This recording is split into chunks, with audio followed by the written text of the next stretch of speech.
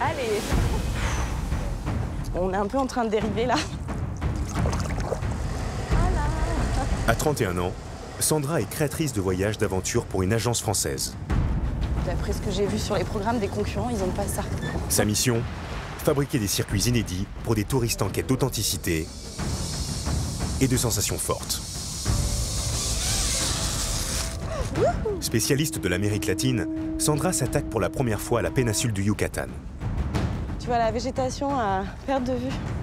Dans cette région touristique du Mexique, elle va tenter avec Daniel, son fixeur, de concevoir un itinéraire hors des sentiers battus. Je vais prendre des notes sur ce qu'on vient de voir, à quelle heure il faut arriver, quelles sont les activités qui sont possibles. Non, mais je suis vraiment déçue en fait. Je me plante complètement quoi. Elle s'enfoncera dans les terres au contact des communautés mayas contemporaines. Elle testera expériences mystiques et excursions dans des écosystèmes uniques au monde.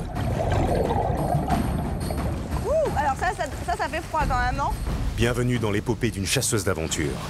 Je suis une aventurière avant tout. Road trip dans une des régions les plus incroyables de la planète.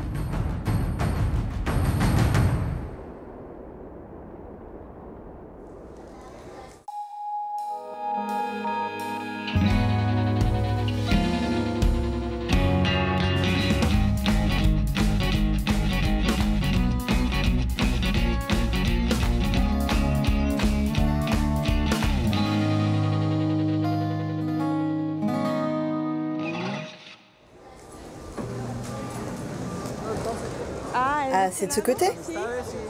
Ok. Au revoir. Bienvenue à Cancun. Ok, Daniel, normalement, il nous attend par là-bas. Oh, l'arrivée. Yeah. Trop bien. Hey, comment ça va? Comment vas-tu? Très très bien. Ça m'est passé le vol? Ouais, super. T'as fait? Originaire de Mexico City, Daniel est tombé amoureux de la province du Yucatan. Ce francophile travaille avec Sandra depuis des mois sur ce nouvel itinéraire. Il va la guider tout au long de la création de ce voyage d'aventure, à la recherche de lieux méconnus et d'activités originales.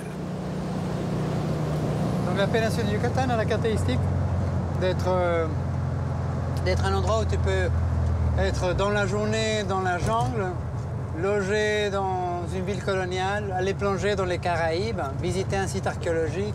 C'est vraiment une région qui est très diverse.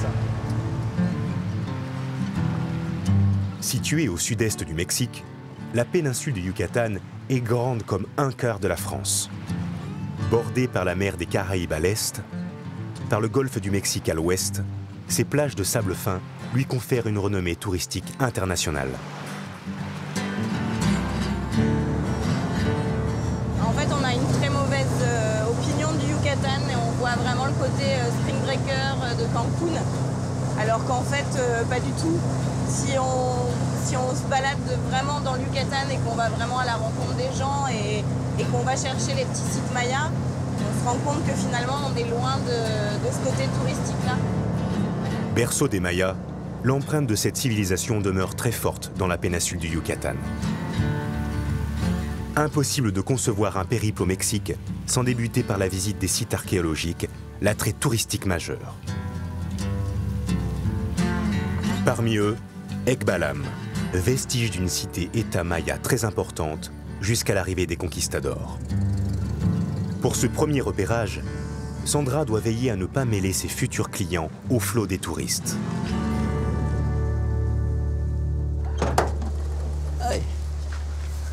Merci.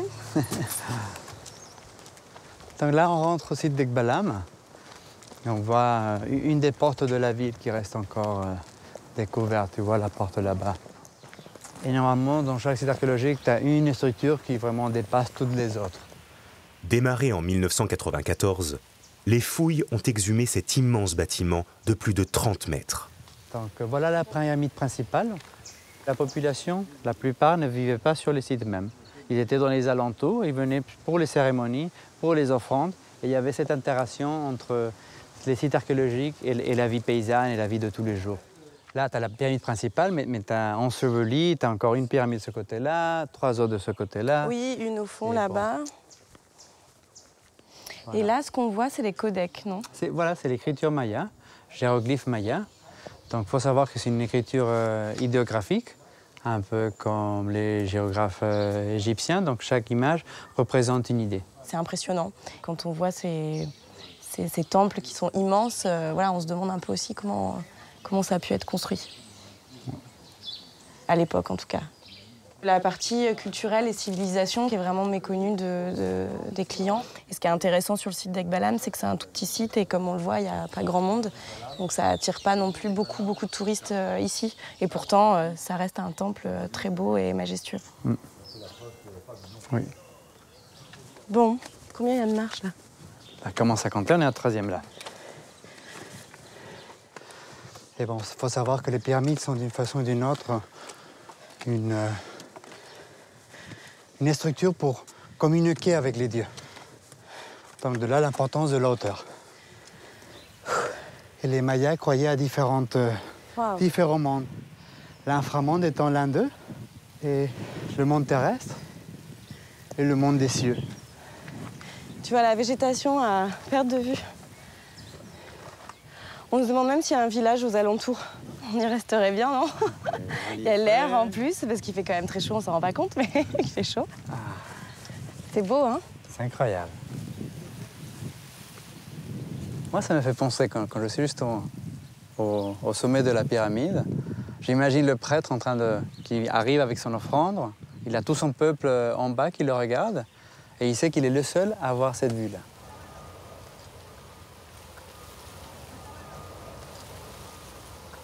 Mais à une heure matinale, ce site qui semblait épargner des touristes va soudain se transformer. Ok, là on sort du site, mais t'as vu, il y a plein de cars de touristes. Il est quelle heure? Là, il est 10h30, c'est juste l'heure où tout le monde arrive de Cancun. Donc il faut absolument qu'on note que tout le monde vienne découvrir le site vers 8h et qu'à 10h, 10h30, ils aient fini. C'est pour ça qu'on les fait loger juste à côté. Parce que comme ça, ce sont les premiers à découvrir le site. Et une fois que les gens arrivent, ils sont déjà en route pour leur prochaine destination. Okay. Et ben, c'est dos cabañas. Ces logements, Sandra va justement devoir les vérifier. Avec la lumière, c'est avec les bougies. Ouais, mais en fait, c'est trop classe. Bah, c'est bien, hein, c'est propre. Il y a la moustiquaire, il y a la douche privative. Après, faut pas craindre les petites bébêtes. Il y a des petites toiles d'araignée, des trucs comme ça. Mais bon, on est en pleine nature. On est en pleine nature. C'est pas confort, c'est touristique. Ouais, bah écoute, c'est pas mal. Moi, ça me va bien. Donc, ouais, c'est une bonne option. Par contre, il y a des moustiques, hein. Lors de ses voyages de reconnaissance, la chasseuse d'aventure est attentive à chaque détail. Elle doit également tester toutes les activités proposées à ses clients. On arrive aux cénotes. Ah oui, on y est? Les cénotés, puits naturels uniques au monde, caractérisent la péninsule du Yucatan. Certains peuvent atteindre des dizaines de mètres de profondeur. Ça, c'est le cénote Escanche. Ok. Et c'est quoi sa particularité? D'un, il est juste à côté ici d'Ekbalam. Ok. Et juste à côté de nos cabanes. D'accord. Et on a le privilège d'avoir personne et que tout ça, c'est juste pour nous. Juste pour nous. C'est notre petit cénote privé pour la soirée. Ok. Qu'est-ce que t'en penses? C'est pas mal. Les cénotes, c'est toujours un endroit de vie, donc on va retrouver plein d'oiseaux qui viennent. Notamment, il y a un oiseau très particulier là-bas qui s'appelle l'oiseau tau, parce qu'il a dans sa queue une sorte d'horloge. Voilà. Ah, on le voit bien. Il bouge là. Ah ouais, il est magnifique. Et normalement, quand tu vois un de ceux-là dans la forêt, tu sais que tu es proche d'un cénoté, donc c'est plutôt bien pour voir de là-haut. C'est magnifique cet arbre avec les racines qui viennent puiser l'eau. Jusqu'en bas. Hein. C'est dingue.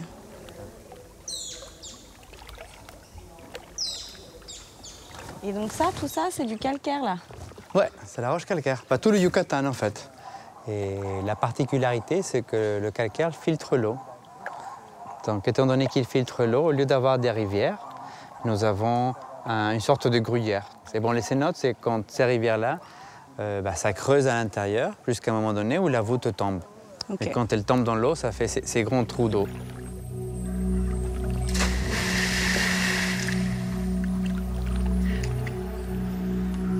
Aujourd'hui, lieu de détente et de baignade, les cénotes furent autrefois considérés par les populations mayas comme sacrés. Sans ces ressources en eau, la péninsule du Yucatan serait restée inhospitalière et la civilisation maya n'aurait pas pu s'y développer.